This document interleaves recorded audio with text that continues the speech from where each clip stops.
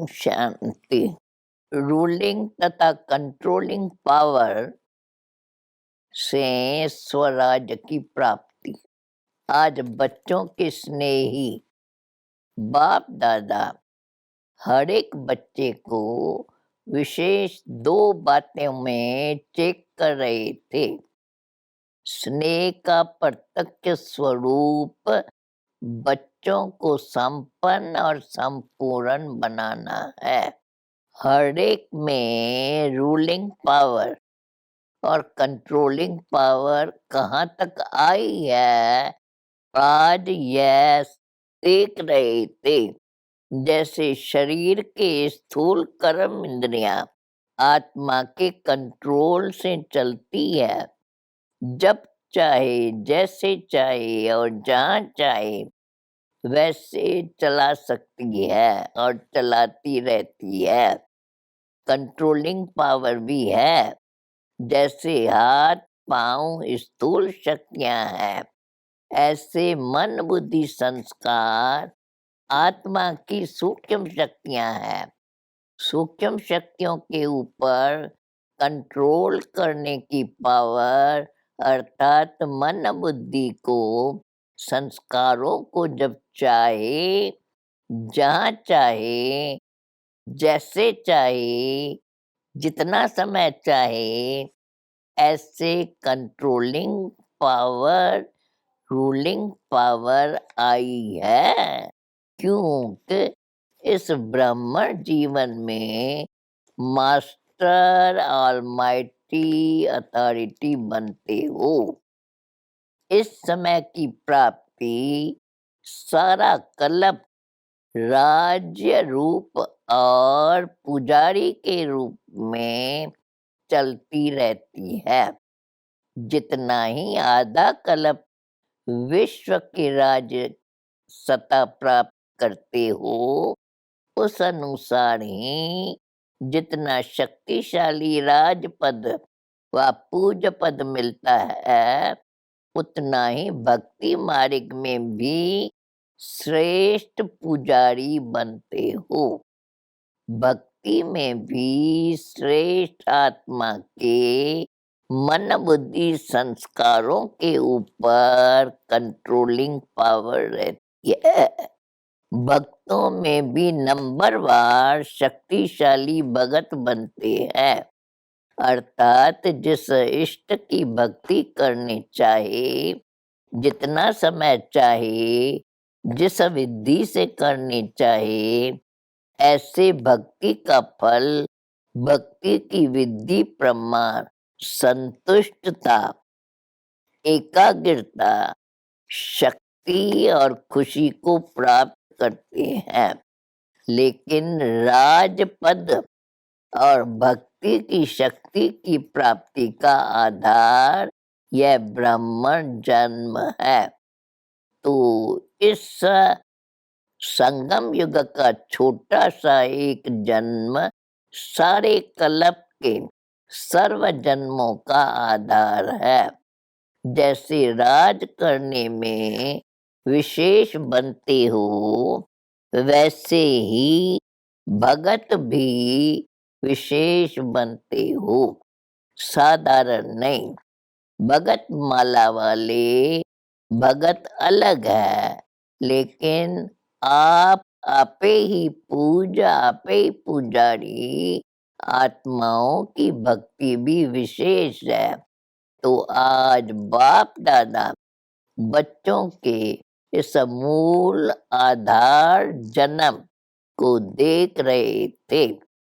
आदि से अब तक ब्राह्मण जीवन में रूलिंग पावर, कंट्रोलिंग पावर सदा और कितनी परसेंटेज में रही है, इसमें भी पहले अपने ही सूक्ष्म शक्तियों को, रिजल्ट को चेक करो।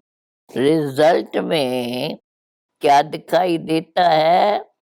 इस विशेष 3 शक्तियों मन बुद्धि संस्कार पर कंट्रोल हो, तो उसको ही स्वराज्य अधिकारी कहा जाता है। यह सूक्ष्म शक्तियां ही स्थूल कर्म इंद्रियों को संयम और नियम में चला सकती है। रिजल्ट क्या देखी? जब, जहां और जैसे इन तीनों बातों में अभी यथाशक्ति है, सर्वशक्ति नहीं है, लेकिन यथाशक्ति, जिसको डबल विदेशी अपनी भाषा में समथिंग अक्यर यूज करते हैं, तो इसको ऑलमाइटी अथॉरिटी कहेंगे। माइटी तो है, लेकिन ऑल है। वास्तव में इसको ही ब्राह्मण जीवन का फाउंडेशन कहा जाता है, जिसका जितना स्व पर राज्य है, अर्थात स्व को चलने और सर्व को चलाने की विधि आती है, वही नंबर आगे लेता है। इस फाउंडेशन में अगर यथाशक्ति है, तो ऑटोमेटिकली नंबर पीछे हो जाता है। जिसको स्वयं को चलाने और चलने आता है, वह दूसरे को भी सहज चला सकता है, अर्थात हैंडलिंग पावर आ जाती है। सिर्फ दूसरे को हैंडलिंग करने के लिए हैंडलिंग पावर नहीं चाहिए। जो अपने सूक्ष्म शक्तियों को हैंडल कर सकता है, वो ही दूसरे को भी हैंडल करता है। तो स्व के ऊपर कंट्रोलिंग पावर, रूलिंग पावर, सर्व के लिए यथारथ हैंडलिंग पावर बन जाती है। चाहे अज्ञानी आत्माओं को सेवा के द्वारा हैंडल करो, चाहे ब्राह्मण परिवार में स्नेह संपन्न, संतुष्टता संपन्न व्यवहार करो, दोनों में सफल हो जाएंगे। दोनों में प्रीत की रीत निभाना, यह बहुत सहज अनुभव करते हैं। लेकिन सभी ब्राह्मण आत्माओं से चलना, इसमें समथिंग कहते हैं। इसका कारण क्या? बाप से निभाना सहज क्यों लगता है? क्योंकि दिल का प्यार अटूट है। प्यार में निभाना सहज होता है। जिससे प्यार होता है, उसका कुछ शिक्षा का इशारा मिलना भी प्यारा लगता है, और सदैव दिल में अनुभव होता है, जो कुछ कहा मेरे कल्याण के लिए ही कहा, क्योंकि उसके प्रति दिल की श्रेष्ठ भावना होती है। तो जैसे आपके दिल में उनके प्रति श्रेष्ठ भावना है, वैसे ही आपकी शुभ भावना का रिटर्न दूसरे द्वारा भी प्राप्त होता है। जैसे गुंबद में आवाज करते हो, तो वही आवाज लौट कर आपके पास आती है। जैसे बाप के प्रति अटूट, अखंड, अटल प्यार है, श्रेष्ठ भावना है, निश्चय है, ऐसे ब्राह्मण आत्माएं नंबरवार होते हुए भी आत्मक प्यार अटूट अखंड है। वैरायटी चलन, वैरायटी संस्कार देखकर प्यार करते हैं, तो वो अटूट और अखंड नहीं होता है। किसी भी आत्मा की अपने प्रति व दूसरों के प्रति चलन, अर्थात चरित्र व संस्कार दिल पसंद नहीं होंगे तो प्यार की परसेंटेज कम हो जाती है। लेकिन आत्मा का श्रेष्ठ आत्मा के भाव से आत्मक प्यार उसमें परसेंटेज नहीं होती है। कैसे भी संस्कार हो, चलन हो, लेकिन ब्राह्मण आत्माओं का सारे कल्प में अटूट संबंध है, ईश्वरी परिवार है। बाप ने हर आत्मा को विशेष चुन करके ईश्वरी परिवार में लाया है, अपने आप नहीं आए है, बाप ने लाया है। तो बाप को सामने रखने से हर आत्मा से भी आत्मक अटूट प्यार हो जाता है। किसी भी आत्मा की कोई बात आपको पसंद नहीं आती, तब ही प्यार में अंतर आता है।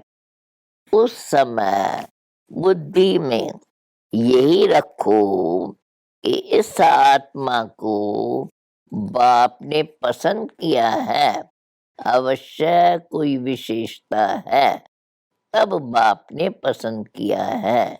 शुरू से बाप दादा बच्चों को यह सुनाते रहते हैं कि मानो 36 गुणों में किसमें 35 गुण नहीं है, लेकिन एक गुण भी विशेष है। तब देखा, क्या देखा? सबसे बड़े से बड़ा गुण व विशेषता बाप को पहचानने की बुद्धि, बाप के बनने की हिम्मत, बाप से प्यार करने की विधि, जो सारे कल्प में धर्म पिताओं में भी नहीं थी, राजनेताओं में भी नहीं, धनवानों में भी नहीं, लेकिन उस आत्मा में है। बाप आप सब से पूछते हैं कि आप जब बाप के पास आए तो गुण संपन्न होके आए थे? बाप ने आपके कमजोरियों को देखा क्या? हिम्मत बढ़ाई है ना कि आप ही मेरे थे, है और सदा बनेगी। तो फॉलो फादर करो ना। जब विशेष आत्मा समझ किसको भी देखेंगे, संबंध संपर्क में आएंगे, तो बाप को सामने रखने से आत्मा में स्वतः ही आत्मक प्यार इमर्ज हो जाता है। आपके स्नेह से सर्व के स्नेही बन जाएंगे और आत्मक स्नेह से सदा सभी द्वारा सद्भावना, सहयोग की भावना स्वतः ही आपके प्रति दुआओं के रूप में प्राप्त होंगी। इसको कहते हैं रूहानी यथार्थ श्रेष्ठ हैंडलिंग। बाप दादा आज मुस्कुरा रहे थे। बच्चों में 3 शब्दों के कारण कंट्रोलिंग पावर, रूलिंग पावर उस दिन भी सुनाया था ना कि बाप दादा ने कौन सा खेल देखा? योगी योग लगा रहा है, बुद्धि को एकाग्रचित कर रहा है, बैलेंस रख रहा है, बैलेंस की तराजू दिखाई है। जितना बुद्धि का बैलेंस करता, उतना कोई बंदर आकर बैठ जाता है। इन तीनों बातों के बंदर आ जाते हैं तो बैलेंस क्या होगा? हलचल हो जाएंगी, बैलेंस नहीं रहेगा। उसमें भी बैलेंस न होने के कारण बाप द्वारा हर कदम में जो दुआएं मिलती है वह आत्मक स्नेह के कारण परिवार द्वारा जो दुआएं मिलती है उससे वंचित हो जाते हैं। जैसे बाप से संबंध रखना आवश्यक है, ऐसे ईश्वरीय परिवार से संबंध रखना भी अति आवश्यक है। सारे कल्प में नंबर 1 आत्मा ब्रह्मा बाप और ईश्वरीय परिवार के संबंध संपर्क में आना है। ऐसे नहीं समझना, अच्छा बाप तो हमारा है, हम बाप के हैं। यह भी पाशविता नर की निशानी नहीं है, क्योंकि आप सन्यासी आत्माएं नहीं हो, ऋषि मुनि की आत्माएं नहीं हो, विश्व से किनारा करने वाली नहीं हो, लेकिन विश्व का सहारा बनने वाली आत्माएं हो। विश्व किनारा नहीं, विश्व कल्याणकारी हो। ब्राह्मण आत्माओं की तो बात छोड़ो, लेकिन प्रकृति को भी परिवर्तन करने के सहारे आप हो। परिवार के अविनाशी प्यार की धागे के बीच से निकल नहीं सकते हो। विजयी रतन प्यार के धागे के बीच से निकल नहीं सकते। इसलिए कभी भी किसी भी बात में, किसी स्थान में, किसी सेवा से, किसी साथी से किनारा करके अपनी अवस्था को अच्छा बना के दिखाओ। यह संकल्प नहीं करना, कहते हैं ना, हम इसके साथ नहीं चल सकते, उसके साथ चलेंगे। इस स्थान पर उन्नति नहीं होगी, दूसरे स्थान पर होंगी। इस सेवा में विघ्न है, दूसरी सेवा में अच्छा होगा। अब यह सब किनारा करने की बातें हैं। अगर एक बार यह आदत आपने अपने में डाली, तो यह आदत आपको कहाँ भी टिकने नहीं देंगी, बुद्धि को एकाग्र रहने नहीं देंगी, क्योंकि बुद्धि को बदलने की आदत पड़ गई है। ये भी कमजोरी गिनी जाएंगी, उन्नति नहीं गिनी जाएंगी। सदैव अपने में शुभ उम्मीदें रखो, ना उम्मीद नहीं बनो। जैसे बाप ने हर बच्चे में शुभ उम्मीदें रखी, कैसे भी है, बाप लास्ट नंबर से भी कभी दिल शिकस्त नहीं बने, सदा ही उम्मीद रखी।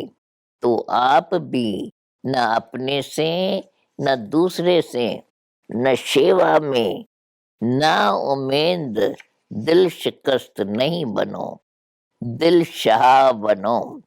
शाह माना फ्राक दिल, सदा बड़ी दिल। कोई भी कमजोर संस्कार नहीं धारण कर लो। माया भिन्न भिन्न रूप से कमजोर बनाने का प्रयास करती है, लेकिन आप माया के भी नॉलेजफुल हो ना, कि अधूरी नॉलेज है।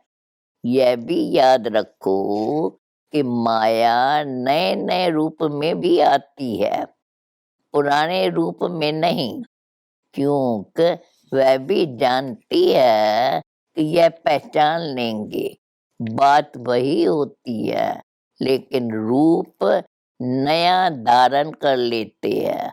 समझा? अच्छा, टीचर्स माया की नॉलेजफुल हो, सिर्फ नॉलेज नहीं, लेकिन नॉलेजफुल। बाप को पहचान लिया, सिर्फ यह नहीं सोचो माया को भी पहचानना है। अभी बंधन में बंध गए हैं, वह कठिन लगता है। मीठा बंधन लगता या थोड़ा मुश्किल बंधन लगता? सोचते हो यहाँ तो बहुत मरना पड़ेगा। बाप के बन गए, अब फिर यह करना है, यह करना है, कहाँ तक करेंगे? अगर यह पता होता तो आते ही नहीं। ऐसा सोच चलता है ना। जहाँ प्यार है वहाँ कोई मुश्किल नहीं है। पतंगा भी समय पर कुर्बान हो जाता है। तो आप श्रेष्ठ आत्माएं परमात्म प्यार के पीछे मुश्किल अनुभव कर सकते हो क्या? जब परवाना कुर्बान हो सकता है तो आप क्या नहीं कर सकते? जिस घड़ी मुश्किल अनुभव होता है तो जरूर प्यार की परसेंटेज में अंतर आ जाता है। इसलिए कुछ समय मुश्किल लगता है। अगर होवे ही मुश्किल तो सदा मुश्किल लगना चाहिए। कभी कभी क्यों मुश्किल लगता? परमात्मा और आपके बीच में कोई बात आ जाती है, इसलिए मुश्किल हो जाता है और परसेंटेज में फर्क पड़ जाता है। वह बीच से निकाल दो तो फिर सहज हो जाएगा। बाप दादा सदा कहते हैं, टीचर्स अर्थात सदा स्वयं हिम्मत में रहने वाले और दूसरों को हिम्मत देने के निमित्त बनने वाले। नहीं तो टीचर बने क्यों? टीचर माना ही स्टूडेंट के निमित्त है। कमजोर को हिम्मत दे आगे बढ़ाने के सेवा के निमित्त हो। सफल टीचर की पहली निशानी ये होंगी, वो कभी हिम्मतहीन नहीं बनेंगे। जो खुद हिम्मत में रहता है वह दूसरे को भी हिम्मत जरूर देता है। खुद में ही हिम्मत कम होगी तो दूसरे को भी नहीं दे सकेंगे। समझा? अच्छा, चारों ओर के हिम्मते बच्चे मदद दे बाप के अधिकार को अनुभव करने वाले, सदा स्वराज की शक्तियों को हर समय प्रमाण प्रयोग में लाने वाले, सदा बाप और सर्व आत्माओं की अटूट स्नेही, सदा हर कार्य में संबंध संपर्क में वाह वाह के गीत गाने वाले, ऐसे ऑलमाइटी अथॉरिटी बच्चों को बाप दादा का याद प्यार और नमस्ते। अभी वरदान, प्लेन बुद्धि बन, सेवा के प्लान बनाने वाले यथार्थ सेवादारी भव। यथार्थ सेवादारी उन्हें कहा जाता है जो स्व के और सर्व की सेवा साथ साथ करते हैं। स्व की सेवा में सर्व की सेवा समाई हुई हो।